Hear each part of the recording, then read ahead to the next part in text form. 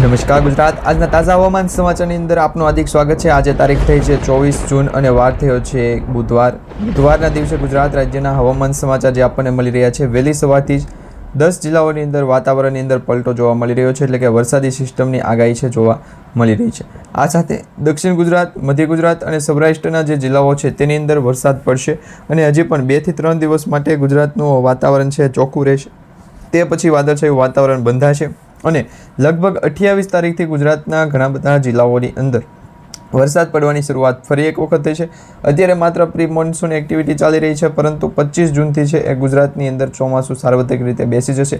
તેના હવામાન સમાચાર આપણે જાણીશું।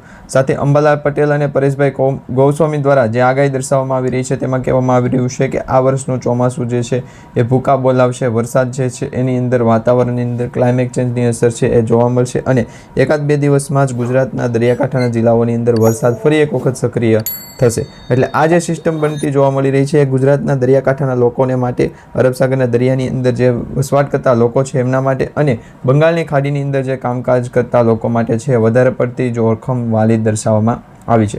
ભલે મિત્રો આજે 24 તારીખના રોજ ઓછા જિલ્લાઓની અંદર વરસાદની આગાહી હોય, પરંતુ 1-2 એવા જિલ્લાઓ છે કે ત્યાં તો રેડ એલર્ટ દર્શાવવામાં આવી રહ્યું છે અને એ માત્ર સૌરાષ્ટ્ર નહીં, પરંતુ સૌરાષ્ટ્રના દરિયાકાંઠાના જિલ્લાઓ જ્યાં અરબ સાગરના દરિયો લાગુ પડતો હોય એવા 3 જિલ્લા ગામડાઓ છે તેની અંદર ઓરેન્જ એલર્ટની જગ્યાએ રેડ એલર્ટ જાહેર કરવામાં આવ્યું છે, એટલે કે ત્યાં વધારે પડતો વરસાદ છે આજે જોવા મળશે। હવે કયું ગામ છે તેના વિશેની તમને આગાહી જણાવું એ પહેલાં જો તમે અમારી આ ટ્રેન્ડ ગુજરાત યુટ્યુબ ચેનલ પર નવા છો તો ચેનલને અત્યારે સબસ્ક્રાઇબ કરી લેજો।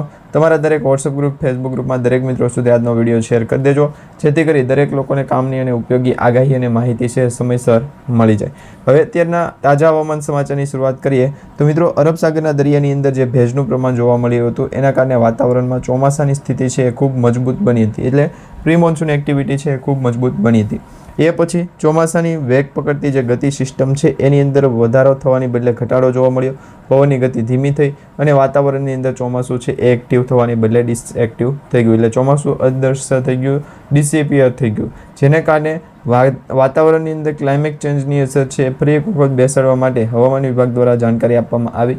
એ પ્રકારનો તુરકો કર્યો, વરસાદી સિસ્ટમને ખેંચી અને ફરી વખત ડાર પડાવવાના પણ આપણે કોન્ટેક્ટ કર્યો કે નહીં એના વિશેની આપણે જે છે માહિતી આપણે ત્યાર પછી જોઈશું। અત્યારે આ લોકો કોઈ પણ કામકાજ છે કરવા દે છે નહીં। વરસાદી સિસ્ટમની એક્ટિવિટી ગુજરાતના દરિયા માટે લોકેશન પ્રમાણે આગળ વધીએ તો હવામાન વિભાગ દ્વારા જે જાણકારી આપવામાં આવી છે એમાં વરસાદની સિસ્ટમની એક્ટિવિટી છે 1-2 દિવસ પૂરતી હવામાન વિભાગની જે જાણકારી છે એ પ્રમાણે દક્ષિણ ગુજરાત અને સૌરાષ્ટ્ર, મધ્ય ગુજરાતના જિલ્લાઓ છે ત્યાં ને ત્યાં જોવા મળે। બાકી તમે અત્યારે જોઈ શકો છો દક્ષિણ ગુજરાત, મધ્ય ગુજરાત અને પૂર્વ ગુજરાત કોઈ પણ જિલ્લો એવો બાકી નહીં હોય ત્યાં વાદળોનો ઘેરાવો નથી, વરસાદ જામ્યો નહીં હોય। પરંતુ હા મિત્રો, વરસાદ જામ્યો છે, ચોમાસું સક્રિય થયું છે, પરંતુ 1-2 દિવસ પૂરતી નહીં, અઠવાડિયું સુધી ચોમાસાનો વરસાદ પડે તો આપણે માન્ય ગણીએ અને તો જ વરસાદી સિસ્ટમની એક્ટિવિટી છે ત્યાં કામકાજ કરાવે। કારણ કે અત્યારે વેસ્ટર્ન ડિસ્ટર્બન્સની આગાહી ગુજરાતના દરિયાકાંઠાના આગાહી કરતાં 2 થી 3 દિવસ માટે લેટ છે। હવામાન વિભાગની પણ સેમ્પલ આધારિત છે એમ માહિતી જણાવવામાં આવી અને ગુજરાતના કોઈ પણ એવા કામકાજો હોય તો એને આપણે પુસ્ટ ઓફ બોટરી છે એ દર્શાવવામાં આવશે। વરસાદી સિસ્ટમની એક્ટિવિટી કોઈ પણ કાળે કોઈ પણ સંજોગે છે કામકાજ નહીં થતી, એટલે એ પ્રોડક્ટ આપણે બાય ડિફોલ્ટ છે એ પ્રોડક્ટની અંદર ચેન્જ કરી નાખવાના, અથવા ચેન્જ કર્યું ન હોય તો પછી પાછી રિટર્ન આપી દેવાની, એનું કેશ આપણે હેન્ડઓવર કરી લેવું, જેથી કરી આપણે બીજી એવું ચોઈસ છે એ મળી શકે કે હવામાન વિભાગ દ્વારા આ માહિતી છે તેના વિશેની આગાહી આપણને મળી શકે। હવે મિત્રો, કામકાજ કરો। ગુજરાતના અમુક ભાગોની અંદર વેસ્ટર્ન ડિસ્ટર્બન્સની આગાહી જણાવો।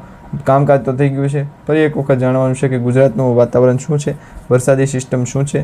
આ ટેમ્પ પેપર બનાવવાનું જે હતું એ બાકી થઈ ગયેલું હતું, એ ગુજરાતના દરિયાકાંઠાના લોકેશનને જણાવવાનું છે કે હજી પણ અરબ સાગર, બંગાળની ખાડી અને દરિયાકાંઠાના જે જિલ્લાઓ છે તેની અંદર આપણે સેટેલાઇટ ઇમેજ જોશું તો સેટેલાઇટ ઇમેજના માધ્યમથી આ આગાહી છે સ્પષ્ટ તમને જોવા મળશે। તેમાં માત્ર ગુજરાત નહીં, પરંતુ કચ્છ જિલ્લાના પણ 7 થી 8 જેવા જિલ્લાઓ છે, લખપત, નડિયાદ, ખાવડ, બોડેલીના વિસ્તારો, દરેક જિલ્લાઓની અંદર વરસાદ ચોમાસું છે એ વધારે વેગ પકડતું જોવા મળી રહ્યું છે, ગતિ પકડતું જોવા મળી રહ્યું છે અને આ વર્ષની ચાલુ વર્ષની સિઝન છે એ ગુજરાત માટે અતિ ભયંકર રહેવાની પણ આગાહી દર્શાવવામાં આવી રહી છે। શા માટે તો તમે અહીંયા જોઈ શકો છો દક્ષિણ ભારતનો આ જે મેપ છે દક્ષિણ ગુજરાતની અંદર સાથે સંપાયેલો છે, તે મેપની આધારે હવામાન વિભાગે આપણને જાણકારીના પૈસા આપેલા, એટલે કે વરસાદી સિસ્ટમની માહિતી છે એ ખરીદવા આપેલા। પરંતુ જો કોઈ એવા કેન્દ્રીય મંત્રી મળી જાય કે ગુજરાતના કોઈ એવા ધંધા રોકાણ ઉપર આગળ કરે તો આપણે એનું પણ એક ઓપ્શન છે એના વિશેની વાત કરીશું। માત્ર 2 થી 3 દિવસ જ પૂરતી નહીં, ગુજરાતનું દરિયાકાંઠાનું લોકેશન પ્રમાણે જણાવો ત્યાં સુધી આપણે કામકાજ વેઇટ કરી શકીએ. હાલ પૂરતી એમની જે ઉંમર છે નાની છે, વરસાદી સિસ્ટમની આગાહી છે નથી ખેંચી શકે એમ, પરંતુ ગુજરાતના દરિયાકાંઠાનું લોકેશનની ઐતિહાસિક જે છે એ હવામાન સમાચારની માહિતી શેર કરાવી દો. હવામાનને સ્થિત મજબૂત ગુજરાતના દરિયાકાંઠાના લોકેશનને આધારે જ વાતાવરણ છે પલટાણું, અને 1-2 દિવસ નહીં પરંતુ 7 થી 8 દિવસ સુધી ગુજરાતનો દરિયાકાંઠે છે એ હવામાન વિભાગની માહિતી પ્રમાણે જે હવામાન સ્થિતિ છે એના વિશેની જે માહિતી છે ગુજરાતના દરિયાકાંઠા લોકેશન પ્રમાણે જ હોવી જરૂરી છે. આ 1-2 દિવસ પૂરતી ગુજરાતનું સ્ટેટ ઓફ હોર્મુઝ છે એની ખાડીનું જે હવામાન સમાચાર હતું કે સ્ટેટ ઓફ હોર્મુઝની ખાડીમાં વરસાદ ચોમાસું છે એ ગતિ પકડશે, વેગ પકડશે, પરંતુ એવું નથી બન્યું. હાલ જે સિસ્ટમો બની છે એ માત્ર ને માત્ર અરબ સાગર, બંગાળની ખાડી અને દરિયાકાંઠાના જિલ્લાઓમાંથી જ આગળ વધી રહી છે. બાકી ઉત્તર ભારતમાંથી પણ એકેય સિસ્ટમ નથી આવી. હા મિત્રો, ત્યાં યુએસસી પહેલાં બન્યું હતું. અગાઉ જાણકારી સ્વરૂપે તમને જણાવું તો યુએસસીથી કામકાજ આવે એમ નથી. ચોમાસાના વરસાદની સ્થિતિ પણ યુએસસીથી કામ ન આવે, જેના કારણે હવામાન વિભાગે જે કામકાજ હશે એને આપણે છોડવું પડશે અને ફરી એક વખત ચોમાસાની ગતિ છે એને વેગ પકડાવશું, એટલે 1 દિવસ મોડું લેટ થશે. ત્યાર પછી ફરી એક વખત કામકાજનું આ જે છે એ સમાચાર જાણી લઉં. તો ગુજરાતના દરિયાકાંઠાના લોકેશનને આધાર રાખી બંગાળની ખાડીની અંદર લોકેશન ના હોય પછી બંગાળની ખાડીને પણ આપણે તોડવી પડે છે. તો આ પ્રકારે હવામાન સમાચારની માહિતી જણાવો. 142 રૂમ, જેની અંદર 5 થી 7 એવા VIP સ્ટોર, બાકી બધા જનરલ હોલ રાખવાના.